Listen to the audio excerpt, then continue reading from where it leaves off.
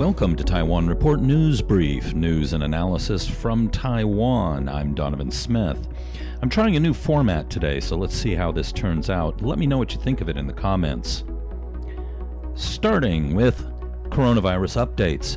Taiwan on Sunday reported no new daily confirmed cases of the COVID-19 coronavirus for the fourth time in a month, and no new local infections for 14 consecutive days. The total number of those infected in the country remains at 429. 343 have been classified as imported and 55 as local infections. 31 from Taiwan's Navy are still being investigated to determine whether the source of their infections were imported or domestic. There have not been any reports of any domestic transmission from those 31 Navy cases. The Central Epidemic Command Center has announced that people in mandatory home isolation or quarantine are now allowed to apply for compassionate leave under specific conditions. People who are under home isolation or quarantine but must attend a family member's funeral or visit a family member who is terminally ill would be allowed to leave their quarantine location under strict conditions, said Minister of Health and Welfare Chen Shizhong. According to the CECC, the mortality rate of COVID-19 patients on ventilators in Taiwan is 25%, compared with an 88% mortality rate for COVID-19 patients on ventilators at a dozen hospitals in New York City and Long Island. That means Taiwan's 25% mortality rate is relatively low. Concerns are rising over the upcoming long weekend and the potential for new domestic infections. The Freeway Bureau is to update its smartphone app, Freeway 1968, with enhanced functionality to help prevent the spread of COVID-19 over the International Workers' Day long weekend next week. The new version of the app features colors indicating different levels of crowd density at targeted scenic areas, with red signifying a high-density crowd or traffic congestion that people should avoid. Meanwhile, in Taipei, the Taipei City Fire Department said it received a call at 10:57 a.m. about a fire at a Cashbox KTV on Linsen North Road. The fire led to a total of 52 people sent to hospital, with 5 dead and 2 in critical condition. Around 200 were evacuated from the building, and the fire was extinguished by 11:30 a.m. To the Judicial Yuan explained to the Legislative Yuan it prefers to adopt Japan's system of citizen participation rather than a jury system. Japan randomly selects 6 citizens to be lay judges who sit alongside 3 court judges and jointly decide both the verdict and the sentencing. Among the 10 reasons given, the Judicial Yuan said the Japanese system allows better communication and interaction between citizens and court judges and avoids a hung jury. Allowing citizens to have a role in deciding sentencing also meets public expectations, they noted. 2 new referendum proposals are scheduled to be sent to the Central Election Commission next week, with the aim of seeing if there is local support for writing a new constitution for the country. The 2 initiatives have so far garnered more than 3,000 signatures, surpassing the required threshold of 1,931 signatures as required by the Referendum Act. Once approved by the CECC, the foundation will have to collect more than 289,000 signatures in the second stage of the 3-step process to allow the referendum vote. The vote will be held on August 28, 2021, if the CEC verifies the signatures as passing the required threshold for a referendum vote. The votes will be declared valid if 25% of the electorate, or around 5 million ballots cast, and a majority votes in favor of each of the 2 petitions. In the 2 referendums, voters will be asked 2 questions. Do you support the president in initiating a constitution reform process for the country? And do you support the president in pushing for the establishment of a new constitution reflecting the reality of Taiwan? Organizers said that the country's existing constitution was adopted in China back in 1947 for China before the Republic of China government relocated to Taiwan in 1949 and does not fit Taiwan's needs. The government recently changed the laws on referendums, decoupling them from general elections. That is likely to reduce turnout significantly.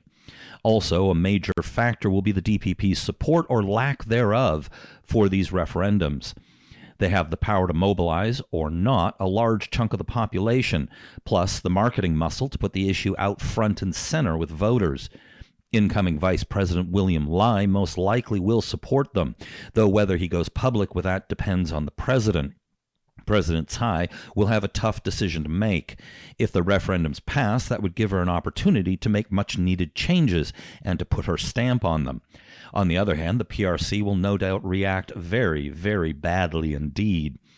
In a worst-case scenario, China might invoke their anti-secession law, which they carefully crafted to give themselves a so-called legal excuse to take strong action, including potentially war, against Taiwan if Taiwan is deemed to be moving toward what they refer to as independence.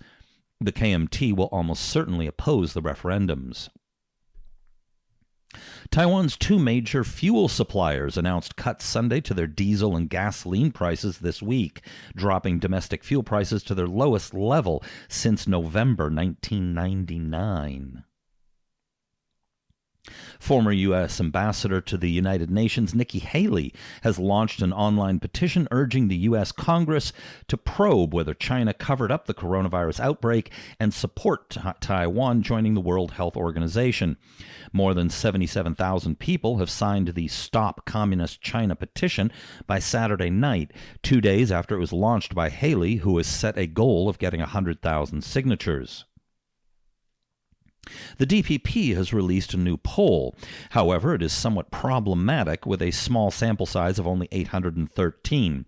Some of the questions also had odd wording which works in their favor.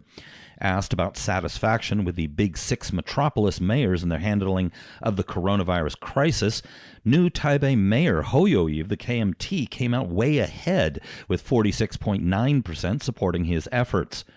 Taoyuan's Zheng Wen-can of the DPP came in second at 12.4%, with Taipei Mayor Ke Wen-je of the TPP coming in third at 11.4%. Tainan's Huang Wei-je of the DPP got only 5.4%. Bringing up the rear were Taichung's Lu Xiuyan of the KMT at 4.4% and Kaohsiung's KMT Mayor Han Kuo-yu at 4.1%. Polling also showed that 52.1% of Kaohsiung residents approved of voting to recall Mayor Han. Now, they also included a party support question. However, the wording of the question is odd. Roughly translated, it reads, which party is most capable of insisting on social justice, investigating fraud, and putting an end to profiteering? In short, they are asking which party is most likely to conform to their own brand. The DPP is up 8.8% from their March poll, reaching 31.6%. The NPP came in second with 14.5%. The KMT third with 9.9%. Now, the TPP didn't do very well considering their brand messaging, getting only 7.7%. In a more normal question on support, 76.9% were either very or somewhat satisfied with President Tsai Ing-wen, while the dissatisfieds came in at 10.9%. While keeping in mind the poll is a bit odd and not necessarily very representative, a few things do jump out.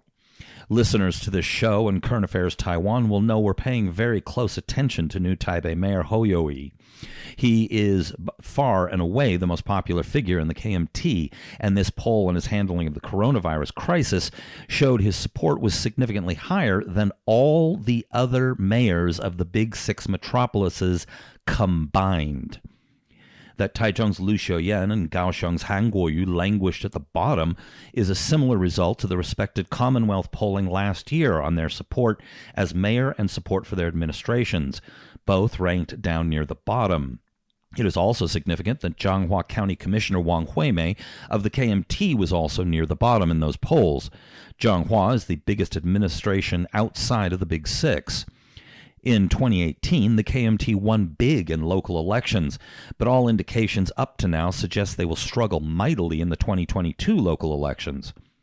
The recall election against Han may mean he is out even earlier than 2022. Taichung's Liu doesn't appear to be quite so hated, though there is a recall campaign against her as well. It hasn't gained all that much traction, however. A foreign office of the Department of Labor and Employment of the Philippines on Saturday said it sought the deportation of a Filipino worker in Taiwan after the woman posted, quote, nasty and malevolent materials intended to cause hatred against President Rodrigo Duterte on social media. The labor attaché of the Philippine Overseas Labor Office, or POLO, in Taichung City identified the migrant worker as a caregiver employed in Yunlin County. He alleged that the woman was using multiple social media accounts and participating in a group, quote, organized to discredit and malign the president and destabilize the government.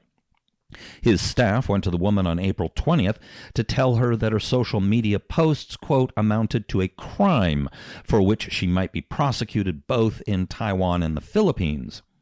The worker reportedly was cooperative and cordial and assured she will delete all her posts against Duterte and even promised not to do it again. The labor attaché added that the Filipino worker promised to post a public apology to the president and the Philippine government on the same day. However, hours after the visit, several posts were made on Polo's Taichung Facebook page from several fake accounts assuring the worker's cause and further giving her assurance of support, he said. He said his office was coordinating with the worker's broker and employer on her deportation on her supposed offense under Philippine law. Now, how the government handles this, the Taiwan government handles this, bears close watching. The principles at stake here are Taiwan's standing as a liberal democratic country dedicated to free speech. If the government caves into the Philippine demands, this shows a disregard for those principles and calls into question how important the rights of hardworking foreigners are to the government here locally. If the government helps defend this Filipina, however, it will show a firm commitment to basic human rights in spite of international pressure. The third option for the Tsai administration is to do nothing, neither defending nor deporting her, and allowing the Philippines to sue their citizen in local courts. Now, this incident also begs another question. Precisely how powerful is she that she can destabilize the government of the Philippines by posting on Facebook from Yunlin County?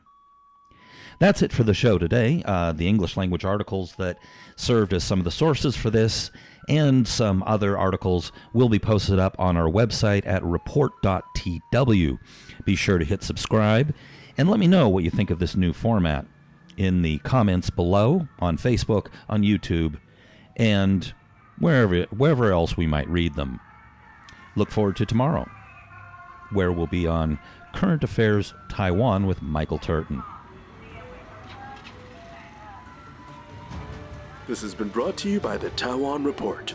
For more content like this, become our patron at report.tw. 哎呦，就是那个台湾狗啦，最喜欢我的台湾狗了。